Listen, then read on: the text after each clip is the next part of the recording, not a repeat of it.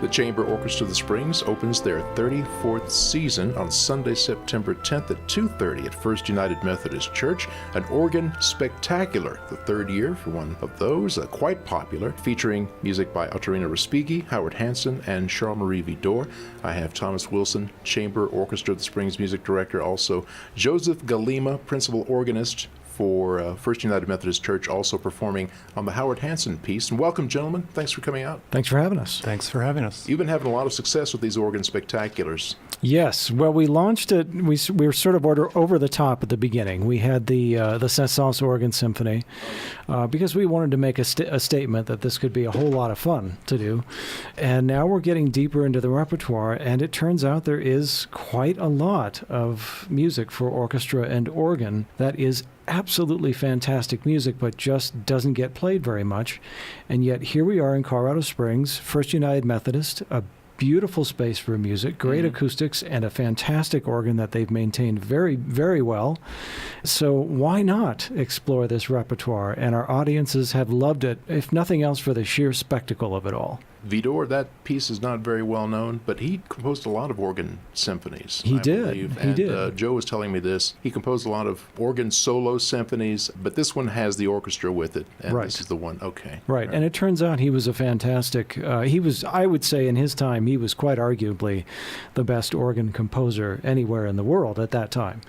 I also find his orchestral abilities to be really remarkable. And this symphony, I think he was leaning a little bit on the Saint-Saëns. I think he was sort of following some form ideas, and the relationship of the organ and the orchestra is very similar. Not only is it more of a partnership, but at the beginning, it's almost like the organ is at odds with the orchestra. Okay. There's one big, lovely outburst, and we're all friends for a while. But then once we get into that first movement, the orchestra plays, and then the organ takes off at a completely different tempo, completely different ideas, and then the orchestra plays again, and it's back and forth like that, and they don't really work together much. And then they're a little bit more cooperative in the second movement. The third movement, the organ's completely out, like just not used. And then we build up the third and fourth movement. They connect like Beethoven's Fifth Symphony, and we build and build toward it. And finally, the organ gets to be the hero from there to the end, and we work together again. But I think it's interesting that concept where once the symphony starts really developing, once we get out of the introduction, it's like we're not friends for a while. And then by the end, we're all happy. It's like a romantic comedy. I suppose. It's really remarkable, and it's just got this just huge, magnificent ending, and it's just infectious music. So, and I bet it's never been played here. Yeah, Joe's shaking his head. So this is going to be a treat, and it's always nice to discover new music, good music, of course. Now, this is the Symphony No. 3 in E minor. Deke Polifka, is he going to be the organist on this? Right. We always pull three outstanding organists from our community. So it's Deke, Joseph Galema, and Eric Wicks. Right. How can you get any better? You can't. I mean, really. It doesn't. Howard Hanson, American composer, the Concerto for Organ, Harp, and Strings, and that's the piece that Joe is going to be performing on. How did you come about this piece, Joe? Well, it was suggested to me by the Chamber Orchestra of the Springs. Yeah. And I had not, of course, I had heard of Howard Hanson, but not that he had written an organ concerto. So I looked it up, and it's really a very beautiful work, very accessible, very, I would say, almost romantic, and it provides for not only organ solo.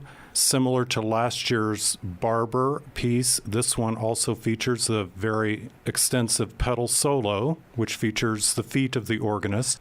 Let me ask you, how long before the concert do you usually start practicing on a piece? I'm assuming it has to do with the piece itself, but... It has to do with the piece itself, but for me, it's a minimum of maybe 3 months prior to a concert where I'm actually delving into the piece. Right now, it's at the point where I'm choosing the registration, which is the selection of sounds that I will use on the piece, and just refining everything so that I'm ready when the orchestra gets there, that we can put it together very easily. All right, so 20th century music from Howard Hanson, but Very accessible. Very accessible. Very Wonderful music. accessible, and actually, the odd thing for me, I don't know, Joe, if you'll feel the same way. He started working on this piece in 1923, and in a completely different form. If I remember correctly, it was an oratorio for chorus and orchestra. And then he turned it into an organ concerto, and he kept changing it, and so he finally finished it up in 1941. And yet some of those great cadences, Joe, Yes. and some of these, it sounds to me almost like it was inspired by rock and roll. And Really? I know it's ahead of its time, It is. but there are moments I'm like, that is so Beatles. This thing that just went by is so Beatles. I don't know how you feel about it. I'm going to have to dig this up on the internet. You'll have to. Okay. You'll have to. There are a couple of good recordings on the internet. So Ottorino Respighi, the Suite in G major, and Eric Wicks.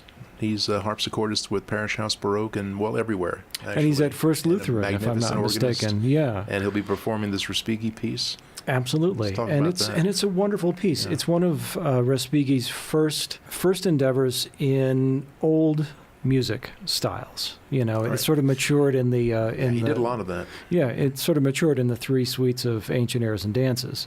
And this is probably looking very much back to Baroque, I think, more in the style of a Bach suite or something like that. And so there are the similar dance type movements. And the interaction between the organ and the orchestra in this is really magical. I think there's so much interplay and trade-off. And so this, I think, it's an interesting thing. Of the three pieces, the organ concerto, the Hansen, is definitely a concerto. And Joe is the hero of that piece, no question. He wins. But these other two, it's more like a dialogue, more like a partnership.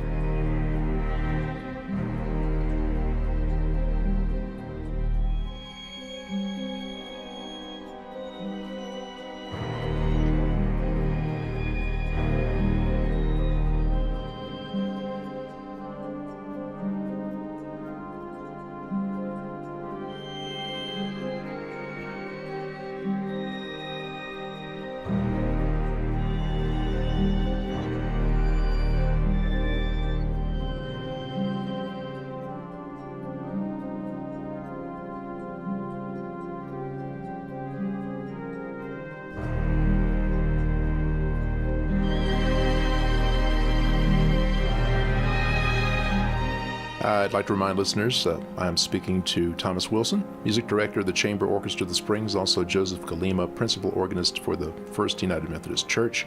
And coming up, an organ spectacular, the first concert of the 34th season of the Chamber Orchestra of the Springs. Ticket information and information about all of the performances in this new season, chamberorchestraofthesprings.org. This will be one performance only, because usually you have two performances, but this is a one-time thing. Sunday, September 10th, 2:30 at First United Methodist Church. And that pipe organ is quite majestic, and it just got a retrofit, a bit of work done a few years ago, so it's in top condition, isn't it? it's in top condition, yes. It was, the latest renovation was completed in 2014, and we're thrilled with the additions of some of the stops, and then, of course, a lot of the digital infrastructure of the organ was updated. I believe that there were leather chests that were re-leathered, so that hopefully it will last another 40 to 50 years before those have to be replaced.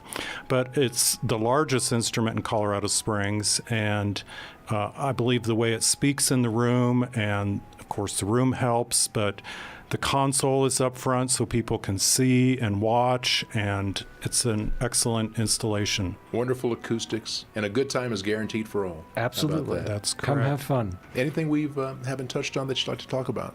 One of the things that I just love about the renovation of the organ at First United Methodist Church is there's that new rank of pipes at the back, Yes. not at the front. Right. Are you using those at all? I wasn't planning to. Those are not very loud. There's actually, I believe, 6 or 7 ranks of pipes back there that were a gift to the church. And it's called an antiphonal division because it's at the back, opposite the end of the front of the organ. But we'll have to see. Because the orchestra's up front, the organ blends better with the orchestra of just using the front. But we'll see. Okay. I had to mention that if you purchase season tickets to the Chamber Orchestra of the Springs, you save money, and you can find out more at chamberorchestraofthesprings.org. And again, this organ spectacular, backed by popular demand in its third year, featuring the Suite in G Major by Ottorino Respighi with Eric Wicks as organist, Howard Hansen's Concerto for Organ, Harp, and Strings, and that featuring Joseph Galema. Also, Charles-Marie, I've been saying Widor. Either. I always wonder. Okay. The Symphony No. 3 in E minor, and that featuring Deke Polifka. And this will be Sunday, September 10th, 2:30 at First United Methodist Church. Thomas and Joe, thanks, as always. Thank you. Thank you.